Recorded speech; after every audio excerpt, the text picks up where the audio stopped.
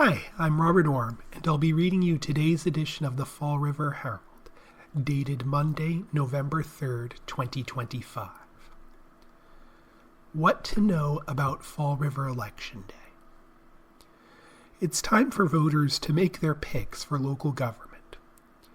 Fall River's biennial city election is Tuesday, November 4th, with the mayor's job on the 6th floor of Government Center up for grabs, along with seats on the City Council and School Committee. If you're only catching up with election season now, you're not the only one. A shockingly low 10.5% of voters turned out for the preliminary election in September, but there's still time to get caught up. Here's everything you need to know about the candidates and what they stand for, where and when to cast ballots, and more. Mayor Paul Coogan is looking for his fourth term in office.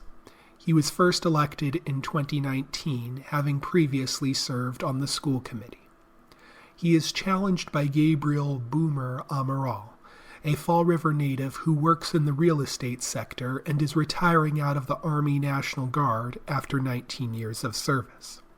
He previously ran unsuccessful campaigns for City Council in 2021 and 2023. The two have met multiple times to discuss their platforms, including an hour-long forum sponsored by Fall River Community Media, at which they discussed affordable housing, public safety, the municipal budget, and pitfalls in the city's reaction to homelessness. There are 14 candidates for City Council. Voters are asked to pick up to 9 candidates. All 9 incumbents are running for re-election. Sean Kadim, Joseph Kamara, Michelle Dion, Paul Hart, Bradford Kilby, Linda Pereira, Cliff Pont, Andrew Raposo, and Ricky Tiff. Joining them are challengers Michael G. Canuel, Jonathan D. Lima, Luis Alves Mellon, Christopher Michael Peckham, and Nathan Sylvia. The candidates participated in 90-minute forums where they shared their platforms on housing and revitalization, public safety, and waterfront development. There are 10 candidates for the city's school board. Voters are asked to pick up to 6 candidates. Kevin Aguirre, Colin Diaz, and Thomas Corey are the only 3 Fall River Public School Committee members who are seeking to renew their terms.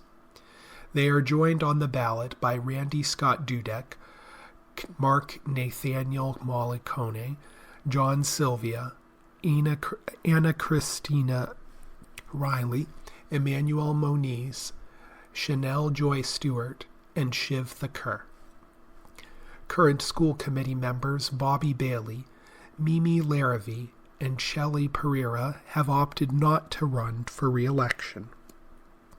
The candidates took part in a 90-minute forum to discuss hiring woes, an impending district-wide strategic plan, a dip in test scores, declines in attendance, and more.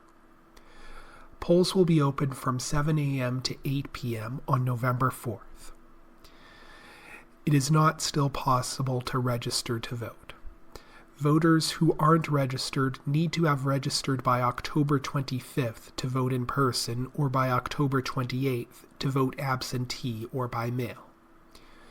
Voters cast their ballot by precinct, which is determined by address.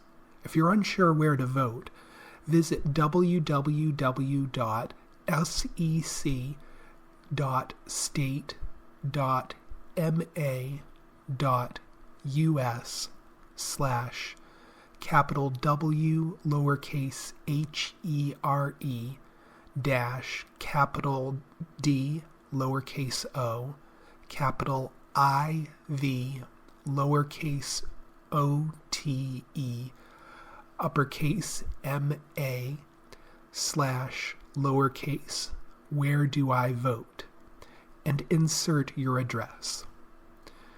Election results are generally available on the night of November 4th, within 2 hours after polls close.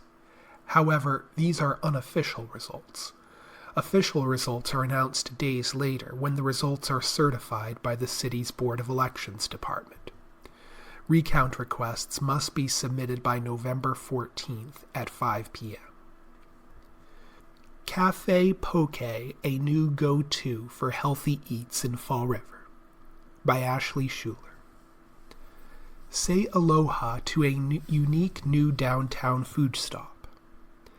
Cafe Poke brings life to a long empty cafeteria space at 99 South Main Street, where they're dishing up something a little different in the heart of the city. The eatery offers an array of flavor-packed meals made with fresh ingredients. But as the name suggests, their speciality is poke bowls. A poke bowl is a traditional Hawaiian meal that is much like deconstructed sushi. It consists of a rice base paired with marinated, typically uncooked seafood, vegetables, and other tasty toppings like savory unami or soybean paste-based sauces. We put our own little twist on it, said owner Paul Hoey. The Westport resident formerly operated a raw seafood shop in Tiverton, Atlantic Farms Market and Eatery, which was at the intersection of Route 177 and Crandall Road near Sip and Dip, where poke bowls were a menu mainstay and got very popular among customers. Now he hopes to make downtown Fall River a go-to for these grab-and-go healthy eats with his latest culinary venture. I thought it would be great for all the people who work downtown or live within walking distance to be able to come over and get a really nice, fresh, healthy meal, said Hoey, who felt the area was lacking in delicious, convenient, yet wholesome options. Located in the historic A.J. Borden building, diagonally across the street from Government Center, Cafe Poke opened up September 15th in the lower-level spot that was briefly occupied by a second Christopher's Cafe location this past spring. The highlight at Cafe Poke is their variety of poke bowls, featuring raw tuna and salmon, as well as cooked chicken and shrimp for those who aren't as keen on raw fish.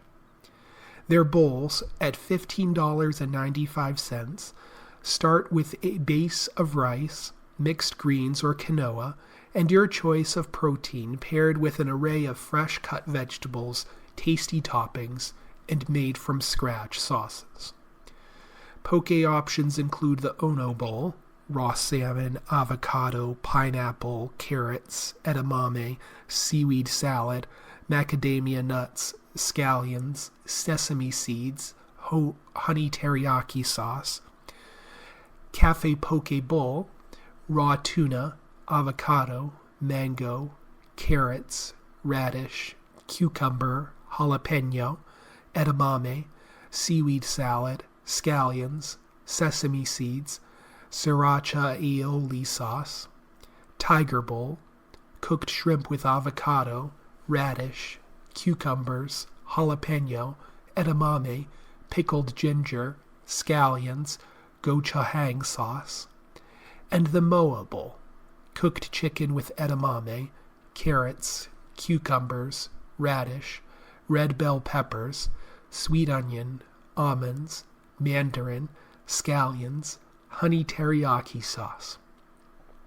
According to Hoey, Cafe Poke offers something for everyone with a menu that extends beyond poke. This includes breakfast fare, fresh coffee, pastries such as cannoli, bagels, steel-cut oats with fresh toppings, as well as sandwiches. For lunch, they'll be cooking up their own turkey and roast beef for sandwiches, as well as offering tuna salad and seafood salad. Because there is no ventilation system in that cafeteria space, the eatery can't use fryers or have any open flame, which means they are limited on what they can cook. So we're trying to get creative with our offerings, said Hoey, noting upcoming menu options such as baked egg cups. It's a bit of a challenge, but I actually prefer that. Recent offerings highlighted via their Facebook page included a Thanksgiving turkey wrap, eggplant parmesan sandwich, Italian sausage with onions and peppers, and steak and cheese quesadilla with homemade pico de gallo. As the cafe moves forward, Hoey said they will be adding more menu items, especially heading into the cool weather months, with soups and hot lunch specials every day. The menu is a living organism. It's always growing and changing, Hoey said. Soup options so far have included chicken soup, chili, turkey sausage, kale, and white bean soup, Thai curry coconut shrimp soup served over rice, beef barley soup, and chicken tortilla soup. Eventually, Hoey said he also plans to offer platters, such as sandwiches, desserts, shrimp cocktail platters, for parties or business gatherings. Looking to pop in and check it out? Cafe Poke is open Monday to Friday from 7 a.m. to 5 p.m. While there is a sign on the South Main sidewalk directing folks inside, Hoey noted one of the biggest challenges with that space, tucked away inside the corporate building, has been making people aware it's there. Business has been steady but slow going since they launched, but Hoey said he's not discouraged. I kind of enjoy these quiet days so we can work out any of the kinks, he said. When Hoey is not at Cafe Poke, he's transporting visitors via boat to the Borden Lighthouse on the Taunton River for his day job. Experts. Rubio shapes stance on Maduro. By Sybil Mays Osterman. Much has changed since late January when Venezuelan President Nicolás Maduro and President Donald Trump's special envoy, Richard Grenell, shook hands in Maduro's palace.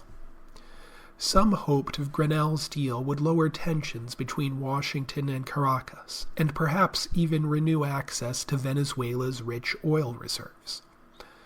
Instead, experts say Secretary of State Marco Rubio appears to have taken Grenell's place and is spearheading an aggressive campaign to bring down Maduro.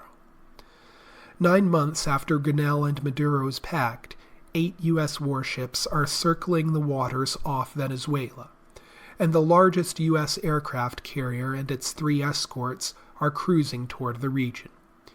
Roughly 10,000 troops are stationed in the area. B-1 and B-52 bombers have approached Venezuelan airspace 3 times in 2 weeks, in an undisputed threat of force. At least 61 people, many of them Venezuelans, have been killed in U.S. strikes on boats in international waters, which the Trump administration said were carrying drugs. The strikes, which the Trump administration has said are part of an armed conflict with cartels, were ordered without congressional approval. Trump has turned aside Maduro's offer of access to Venezuela's rich oil reserves in exchange for maintaining power in the country. Instead, his administration has gone all in on a campaign led by Rubio to force Maduro from office. Rubio, also the acting national security advisor, aims to end a regime that has opposed the United States for decades and sparked an exodus of nearly 7.9 million migrants, including more than 700,000 who have made their way onto American soil. Concrete plans to push out Maduro surfaced during Trump's first term. They crystallized in 2019 when the United States endorsed opposition leader Juan Guaido's failed attempt to seize power. That January, Guaido declared Maduro's presidency illegitimate and announced he was Venezuela's interim president. Protests erupted, but Guaido ultimately failed to gain military backing and provoke an uprising. By late 2022, he had lost the support of the opposition, and he fled the country. As a U.S. Senator concerned with preserving Latin American democracies and business interests, Rubio pressed Trump to recognize Guaido. Rubio was the architect of maximum pressure in the first term, said Brian Fonseca, director of Florida International University's Jack D. Gordon Institute for Public Policy. In Trump's first term, Maximum pressure referred to the strategy of tough sanctions on Venezuela and charging Maduro and his top officials with narco-terrorism. In his years representing Florida as a Republican senator, Rubio, the son of Cuban immigrants who immigrated before the island's revolution, frequently blasted Maduro's Cuban-style dictatorship. The president has amped up the pressure on Maduro with at least 14 maritime strikes off the coast of South America. In the latest offensive, Defense Secretary Pete Hegseth announced that another 4 people were killed in the Eastern Pacific on October 29th. Maduro has indicated he understands exactly what Trump and Rubio are doing. They promised they would never again get involved in a war, and they are fabricating a war, Maduro said on October 24th, after the Pentagon announced the USS Gerald Ford, the world's largest warship, was headed toward South America. Trump's offensive comes after Maduro and his top generals were indicted in 2020 for their involvement in a drug trafficking conspiracy. The administration's policy is maximum pressure on the Maduro regime, a White House official told USA Today on October 27th. No negotiations that could potentially benefit the regime are occurring. The Trump administration has said intelligence showed the boats were headed to the states with deadly drugs such as fentanyl. Fentanyl causes the majority of U.S. overdose deaths, but no proof has been made public indicating that the vessels hit in the Caribbean were carrying the deadly drug. Trafficking experts also say strikes on individual boats would do little to curtail mass distribution. The vast majority of the drugs come across the legitimate ports of entry along the Mexico border, said Mike Vigil, who previously headed international operations for the Drug Enforcement Administration and served in the agency for 3 decades. American citizens are primarily the ones who distribute it. Trump is also taking a leap when he says Tren de Aragua, an international gang from Venezuela, is perpetuating this drug trafficking off its coast, according to Vigil. Yet the administration shows no sign of halting the strikes, even as the 60-day legal deadline for U.S. leaders to declare war or cease the extrajudicial attacks approaches. Trump has repeatedly hinted that he plans to engage in future strikes on land in Venezuela. In January, sealing the Venezuela-U.S. pact meant 6 Americans detained in the country would be freed in exchange for hundreds of Venezuelan migrants whom the Trump administration said belonged to Tren de Aragua. It marked the first time in years that a U.S. official met face-to-face with Maduro, a protege of strongman Hugo Chavez. After what international observers say was a rigged 2024 vote, Maduro is in his 12th year as president. Grinnell, a former ambassador to Germany who served as an intelligence official in Trump's first term, sought to extract economic wins from Maduro, in line with Trump's deal-making style in Ukraine and Gaza. Grinnell continued talks with Maduro's government through the summer, analysts and people close to the administration say. Grinnell had negotiated an opening of Venezuela's oil sector in exchange for allowing Maduro to keep his post, according to Francisco Monaldi, director of the Baker Institute's Latin America Energy Program. Maduro offered everything, Trump told reporters on October 17th. The deal clinched by Grinnell didn't meet the mark for Rubio, who has long reviled Maduro for his ties to Cuba and refusal to sever economic ties to Russia and China. Rubio's rejection of Maduro's oil concessions upset U.S. energy interests eager to tap Venezuelan reserves. 3 people with knowledge of those interests said there was consternation among insiders that forcing Maduro out could foment chaos and unrest and impede their access. Food delivery apps to provide aid to SNAP recipients by Bailey Allen. Food delivery services DoorDash and GoPuff are providing aid to users losing their Supplemental Nutrition Assistance Program, SNAP, benefits amid the government shutdown. Both companies initiated emergency responses after the U.S. Department of Agriculture announced the program would not be able to provide November grocery funds to those in need. Bottom line, the well has run dry. At this time, there will be no benefits issued November 1st, the USDA said in a message on its website. Around 42 million Americans rely on SNAP to afford nutritious food items, and will be left empty-handed, officials said. However, DoorDash and GoPuff are hoping to make November a little easier for those affected. DoorDash said it is joining forces with several grocery store chains, including Dollar General, Hannaford, Stop & Shop, and Wegmans, to help SNAP recipients while they aren't receiving federal funds. Customers who have linked a SNAP or EBT card to their DoorDash profile can have their delivery and service fees waived on an order from one of the listed grocery stores, the company said.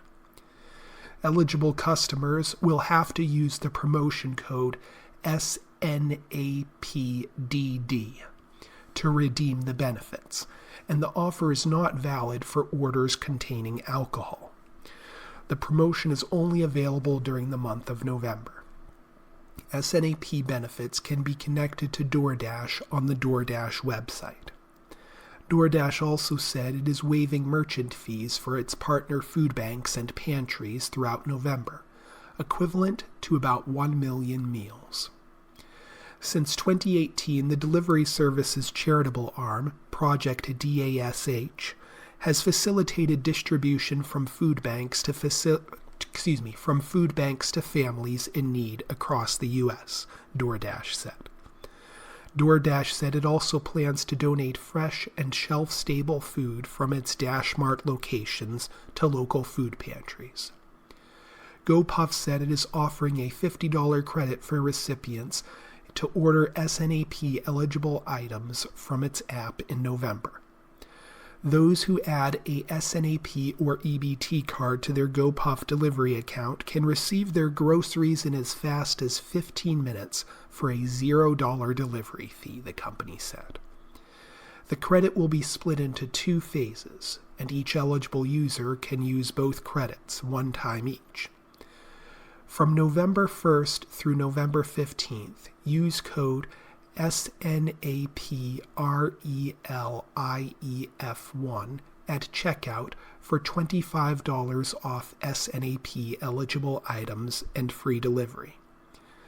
From November 16th through November 30th, use code SNAPRELIEF2 at checkout for $25 off SNAP-eligible items and free delivery.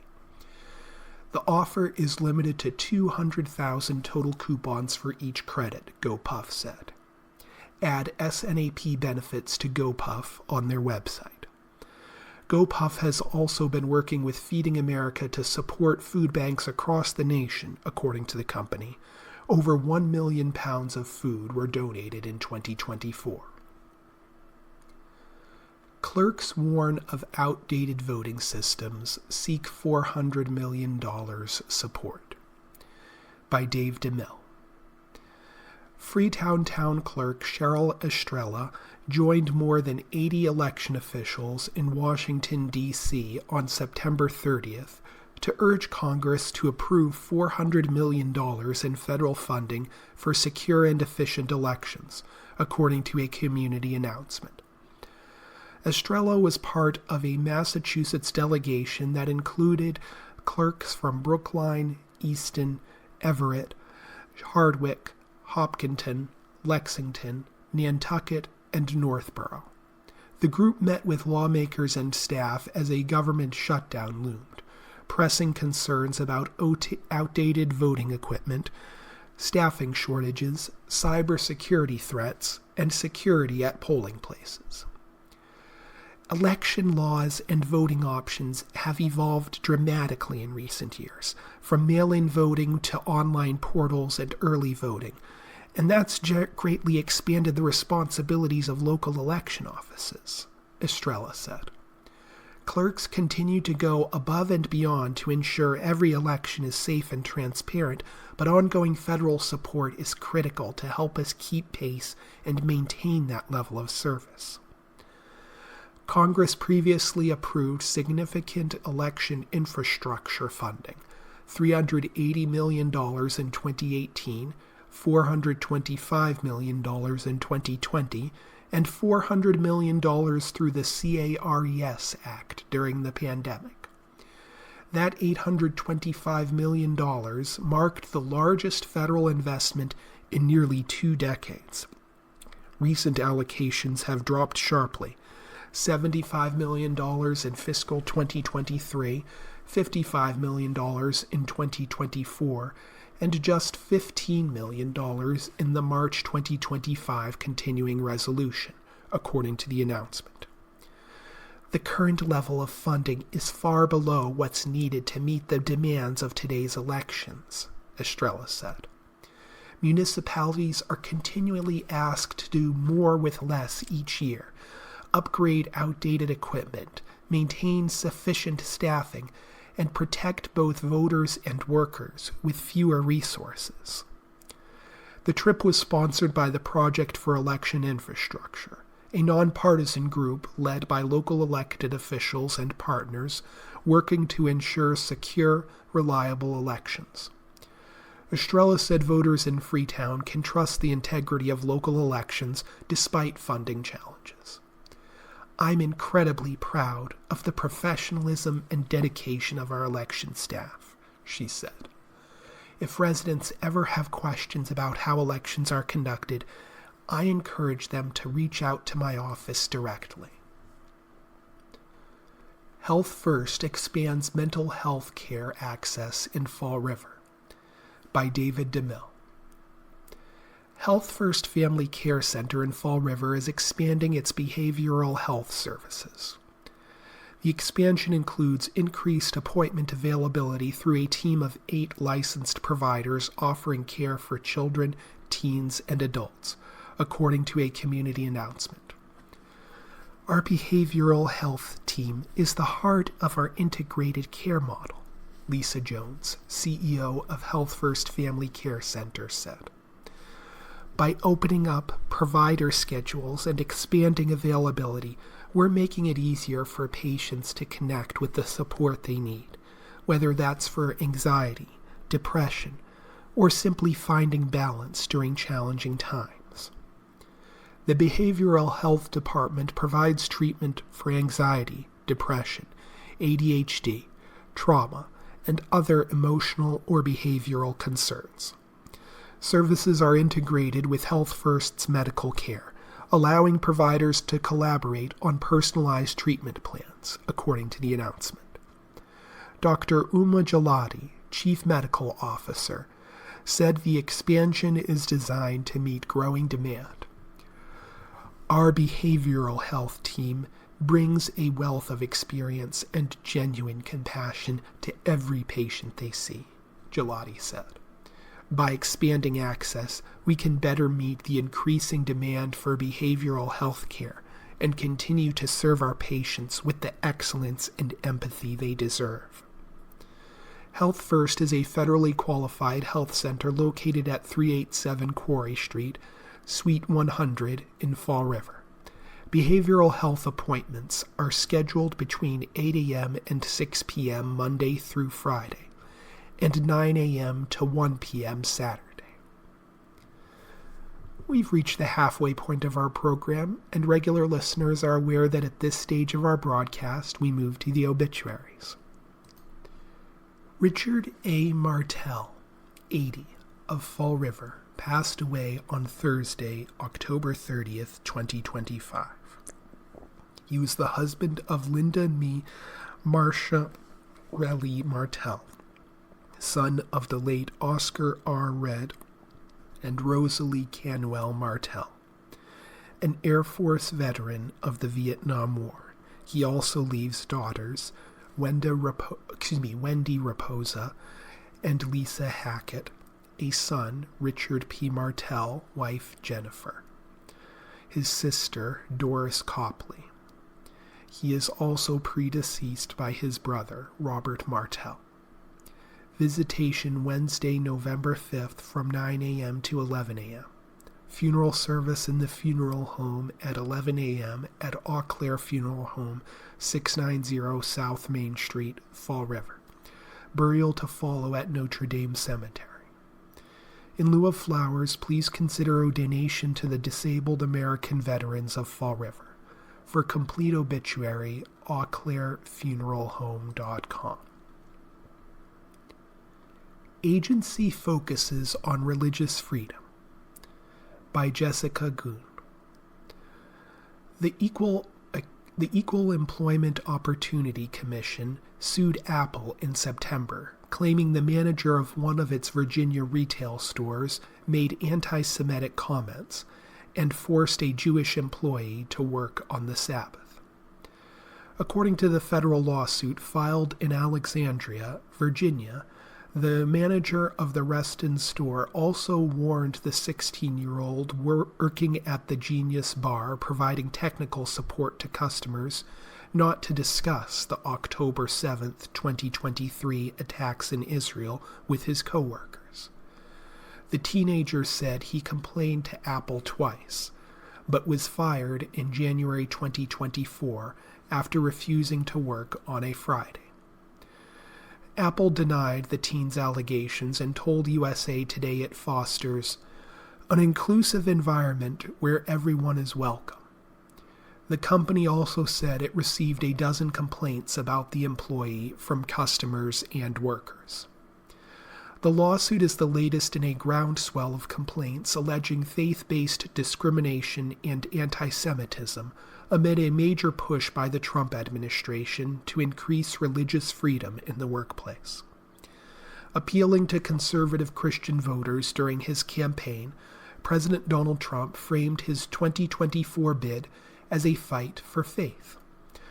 Early in his second tenure, he pledged his administration would protect the Judeo-Christian values of our founding. In July, the Office of Personnel Management outlined the rights of federal employees to engage in religious expression, such as praying at work, displaying religious items, or encouraging coworkers to share their faith. It directed federal agencies to take a generous approach to religious accommodations, such as flexible schedules. The EEOC, which investigates employment discrimination in the private sector, is increasingly focused on faith-based protections. As of September, the EEOC had filed more than 50 lawsuits in 2025, the White & Case law firm found. While religious discrimination cases represent a relatively small portion, those complaints are trending upward, White & Case attorneys said.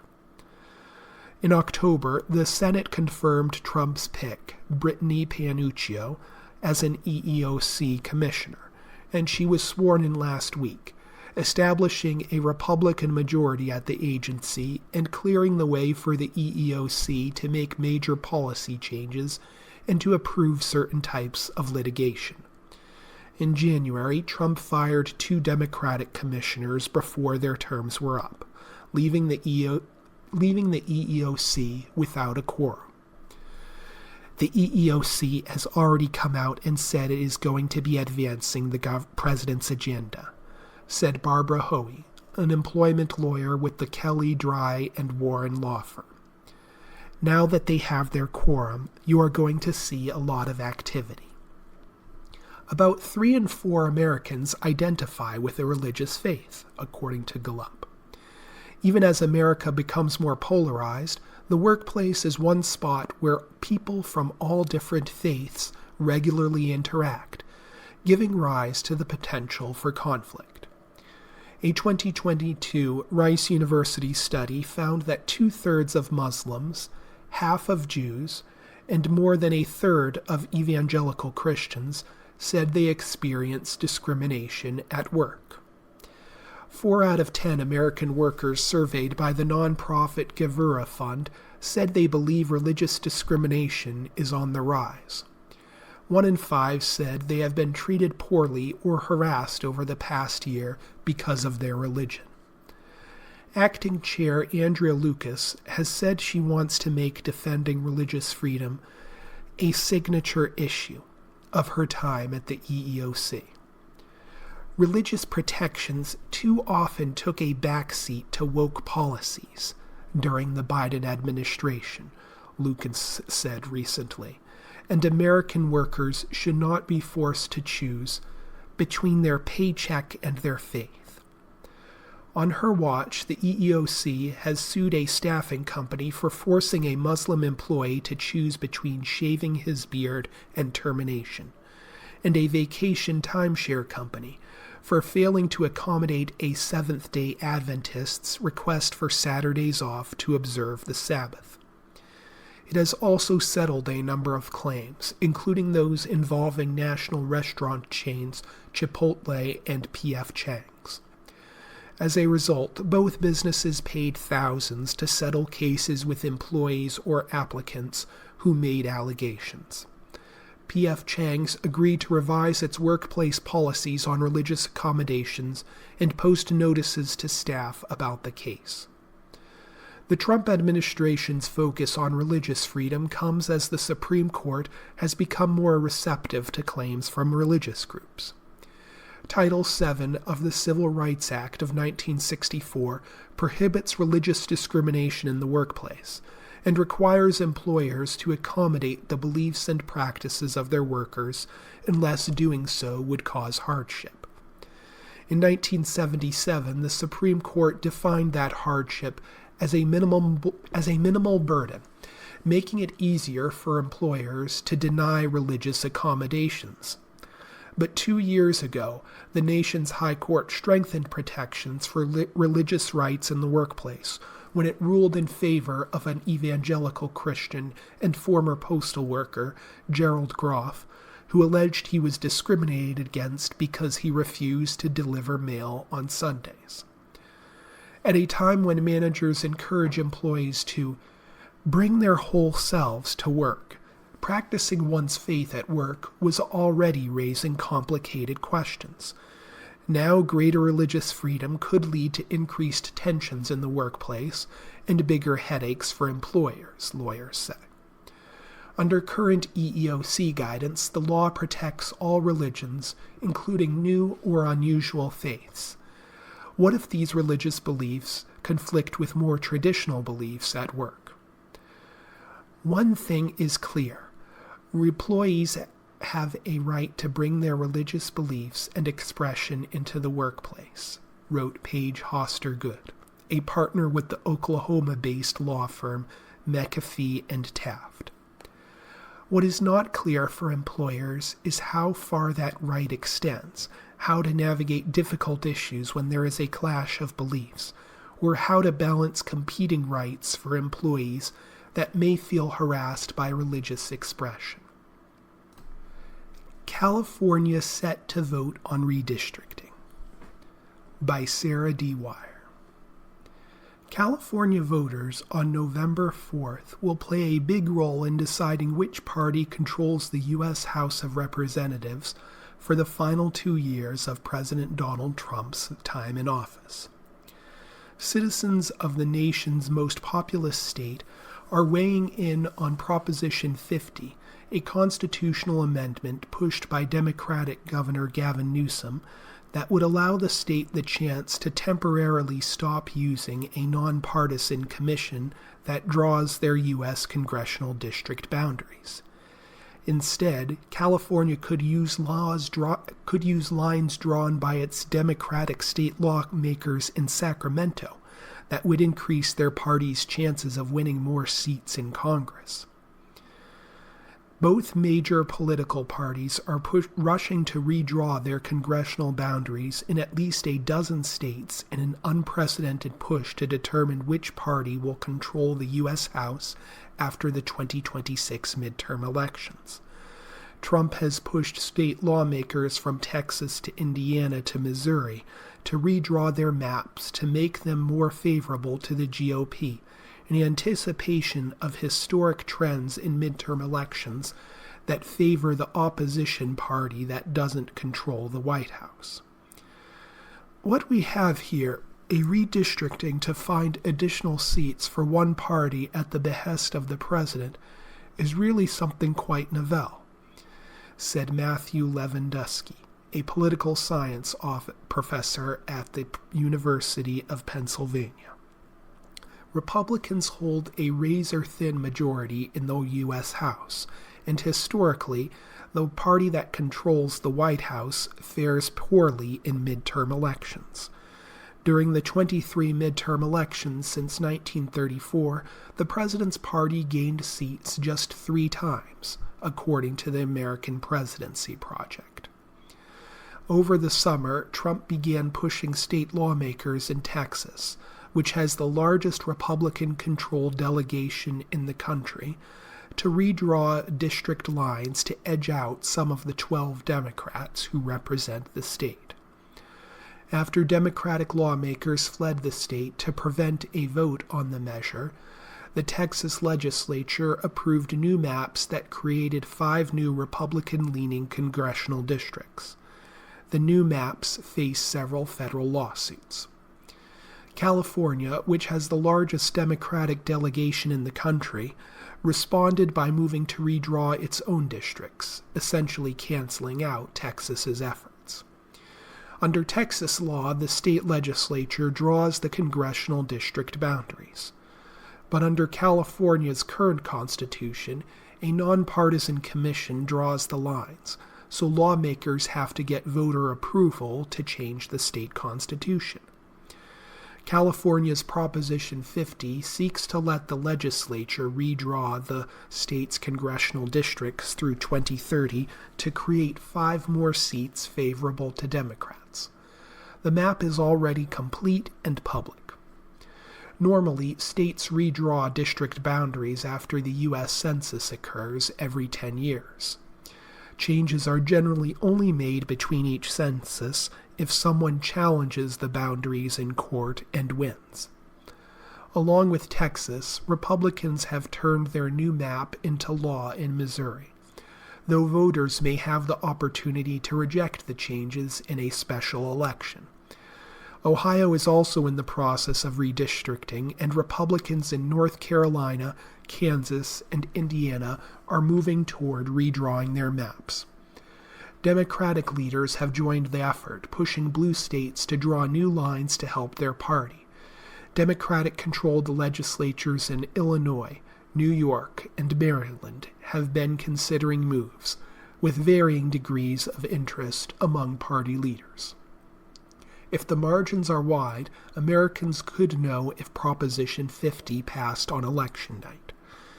But with 23 million registered voters, California has a history of taking a long time to count ballots, and voters tend to turn out in large numbers even for special elections.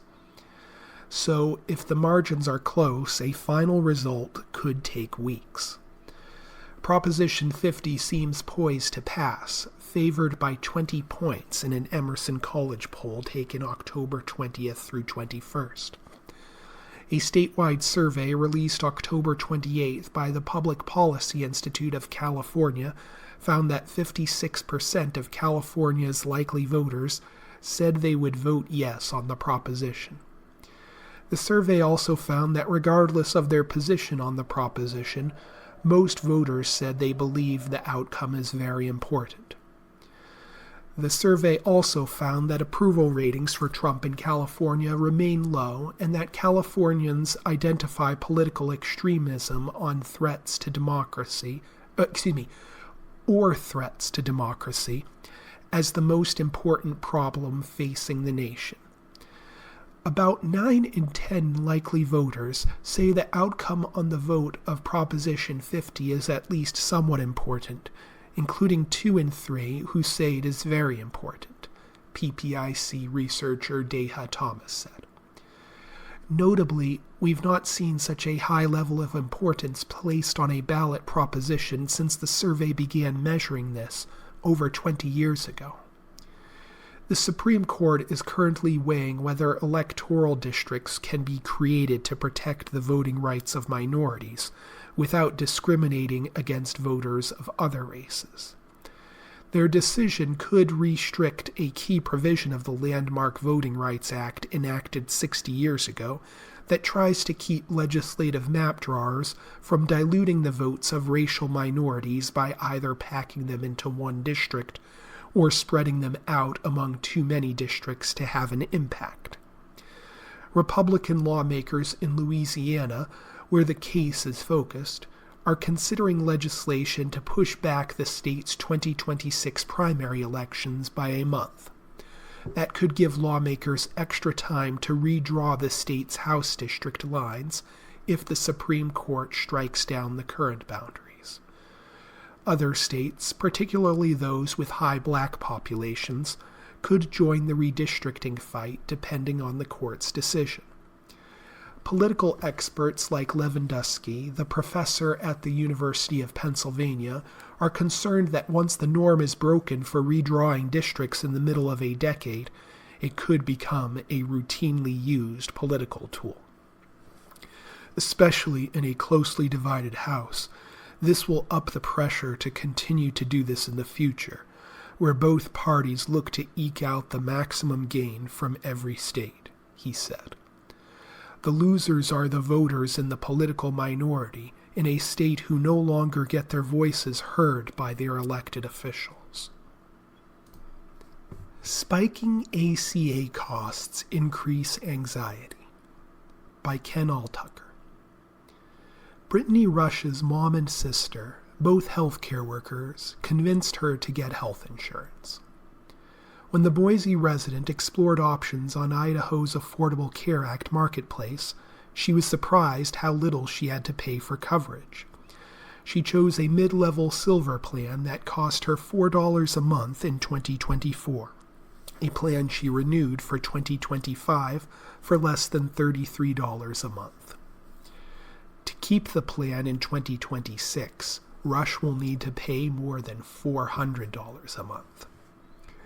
Because Congress hasn't extended pandemic-era subsidies that made ACA plans less expensive for millions of Americans, many consumers were learning the sticker shock of their 2026 ACA insurance options when sign-ups began November 1st. Congressional Democrats have refused to sign off on a federal spending bill that doesn't extend the subsidies, which has prompted a month-long federal government shutdown. Residents of Idaho, which began sign-ups on October 15th, already are grappling with higher insurance costs. Because she could not pay more than $400 a month for coverage, Rush contacted her insurance broker, who found an ACA plan that would cost her about $124 a month. That's still too expensive for Rush, 38, who is juggling costs from her cleaning business and everyday living expenses. So my plan right now is to finish coverage through the end of the year, and starting in 2026, I just won't have any health insurance, Rush said. She added she'll likely just pay cash for her doctor next year. She's among the thousands of Idaho residents state officials expect will drop their ACA insurance coverage. A similar scenario will play out nationwide, congressional budget forecasters said, with more than 4 million expected to lose coverage due to the expiration of the pandemic-era subsidies. About 115,000 Idaho residents are enrolled in an ACA health insurance plan, and another 20,000 have a dental insurance plan. State officials project 25,000 Idaho residents will cancel their health insurance because expiring federal subsidies will make them pay a larger share of the plan's price tag, said Pat Kelly, executive director of Your Health Idaho, the state's website where people can sign up for ACA plans. The average ACA insurance plan price tag will rise about 10% in Idaho next year.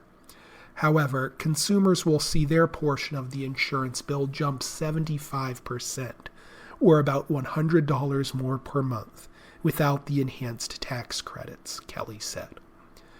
And many states will have steeper insurance premium spikes than Idaho, said Malia Rogers, an insurance broker in Idaho. It's causing a lot of anxiety across the nation, Rogers said. Unless Congress strikes a deal, the insurance subsidies will revert to original levels of the Affordable Care Act, President Barack Obama's signature 2010 health care law that limited cost-saving tax credits to those who earn up to 4 times the federal poverty level. Congress temporarily approved more generous add-on subsidies during the COVID-19 pandemic to ensure more Americans could afford health coverage. The United States declared the COVID-19 public health emergency ended in 2023, and the enhanced ACA subsidies are set to expire at the end of 2025. Because the pandemic-era subsidies are ending, those who earn more than 4 times the federal poverty level must pay the full cost of their ACA plans. And while lower-income Americans will still qualify for the Obama-era subsidies, they won't get the COVID-era subsidies that sharply reduced their out-of-pocket costs. Those who earn more than 4 times the federal poverty level, $62,600 for an individual, or $128,600 for a family of 4, must pay the entire monthly premium to maintain their ACA coverage. In Idaho, a family of 4 earning $130,000 a year will see their health insurance costs rise about $17,000 a year for mid-level Silver plan. A pretty significant impact, Kelly said. Millions of Americans who are covered by ACA health insurance are learning about the insurance cost spikes. The federal marketplace, healthcare.gov, on October 29th posted rates and other details on 2026 plans before sign-ups began November 1st. The cost for health plans sold on the Affordable Care Act marketplace will rise an average of 26% next year, according to KFF, a health policy nonprofit. The amount most consumers will pay will rise even more.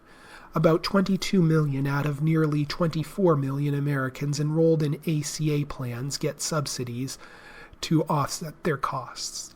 Since consumers will no longer get the enhanced COVID-era subsidies, their average out-of-pocket costs will more than double, according to KFF.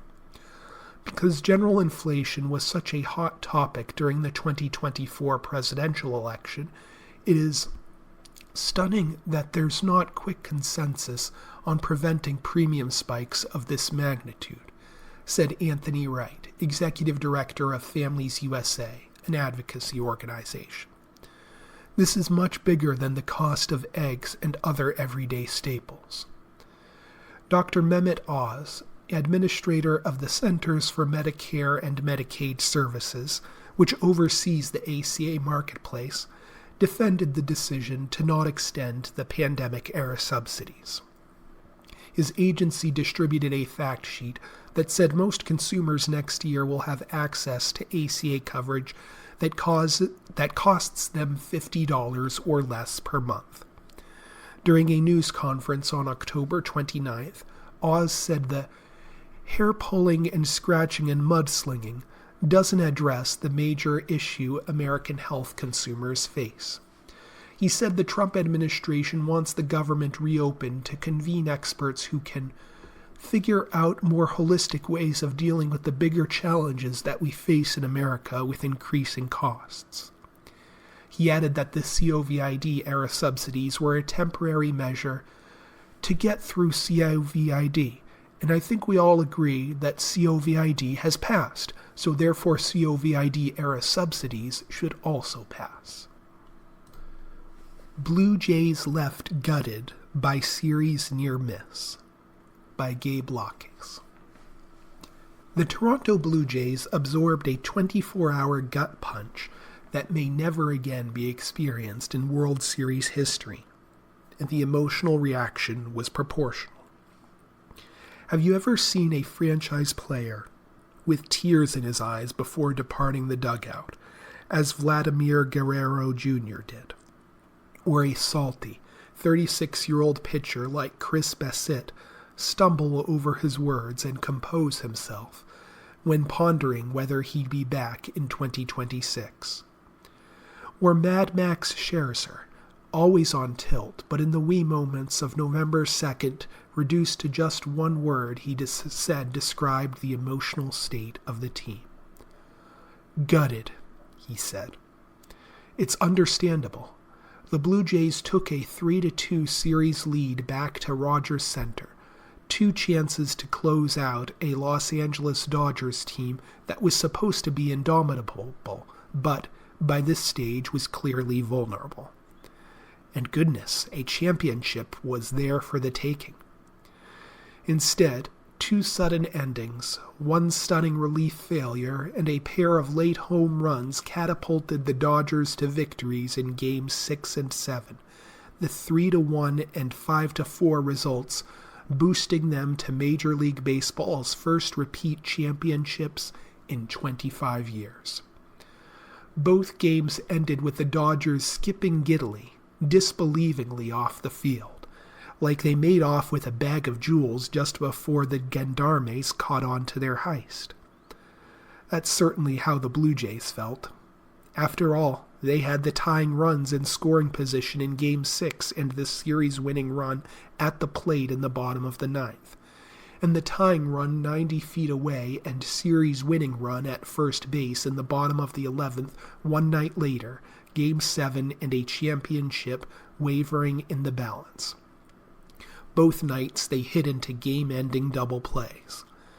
In Game 7, they were 2 outs from their first World Series championship since 1993, nursing a 4-3 ninth-inning lead when Miguel Rojas, he of the 7 homers in 2025, the 1 extra base hit in 51 career postseason at-bats, clubbed a hanging slider from closer Jeff Hoffman over the Blue Jays bullpen in left field, the ball caught by a fan who immediately realized how depressing this moment was for the 44,713 on hand. To say nothing of the 26 Blue Jays who saw a title snatched from them 2 nights in a row. Yet in Game 7, unlike the base-running gaffe committed by Addison Barger that ended Game 6, the culprit was more direct. The last Blue Jays championship was won when Joe Carter turned around World Series Game 6 with a walk-off 3-run homer off Philadelphia Phillies reliever Mitch Williams, a failure that followed Wild Thing around the rest of his career. Hoffman seemed to grasp the ramifications of the gopher ball. I cost everyone in here a World Series ring, he told reporters. It was supposed to end differently. Instead, a river of champagne was replaced by a reservoir of tears. Ernie Clement, who set a postseason record with 30 hits and nearly hit a walk-off series-ending grand slam only for Andy Pages to haul the ball in at the wall, told reporters he cried for an hour after the game. He was still welled up after that. I thought I was done with the tears, Clement said. I just could not wait to come to the field every day. I just love these guys so much. It's all I care about. We gave it everything we had. When you fall short, but you can say you left it all out there, there's something to be proud of there. Indeed, the Blue Jays landed haymaker after haymaker on the Dodgers, who who emerged impressed with their opponent. And that's all I have time for. This is your reader, Robert Worm, saying thanks for listening.